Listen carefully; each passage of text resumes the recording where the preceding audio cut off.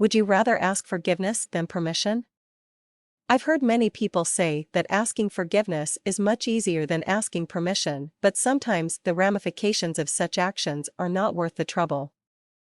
For instance, when it comes to copyright infringement, the penalties of such actions can be far worse than a person realizes due to the fact that it's easy to find whatever you need online, whether it's information, photography, or artwork. It could be viewed as freeware and can be tempting to use without permission, especially for those who are looking to save time or money. Unfortunately, copying, grabbing, and using online property for your own advertising needs could cost you more in the long run. Sometimes this borrowing of intellectual property can be done quite innocently. A marketing executive for a large company once approved an ad with a concept that he believed was a part of the public domain. The ad depicted a sketch, not a photograph, of a star on a sidewalk, which mimicked the Hollywood Walk of Fame.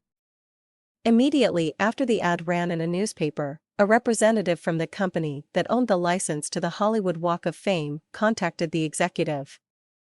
Since he no longer was in a position to negotiate usage and rates, he had to pay the high penalty that the licensor requested. Students and experienced designers have asked me how they can know if the property has restricted rights and usage attached to it. My answer: if you're not certain, always ask permission from the origin of the property.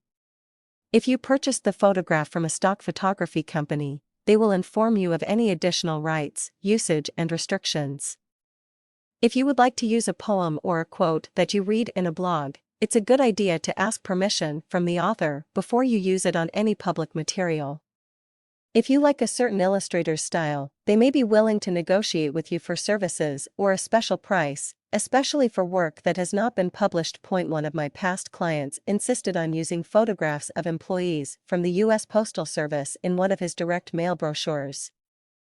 I explained to him that the employees depicted in the photographs had not signed any agreement or release with his company allowing him to use their image. For all we knew, the person who designed the brochure could have used stock photography or created the photographs using models. I warned him of the ramifications of using property of unknown origin. Unfortunately, you cannot force a person to follow your advice, but it's a good idea to put your objection in writing, just in case you need proof that you were not the cause of the infringement. Most celebrities, cartoon characters, and comic book heroes are considered intellectual property, and their usage needs to be negotiated and contracted.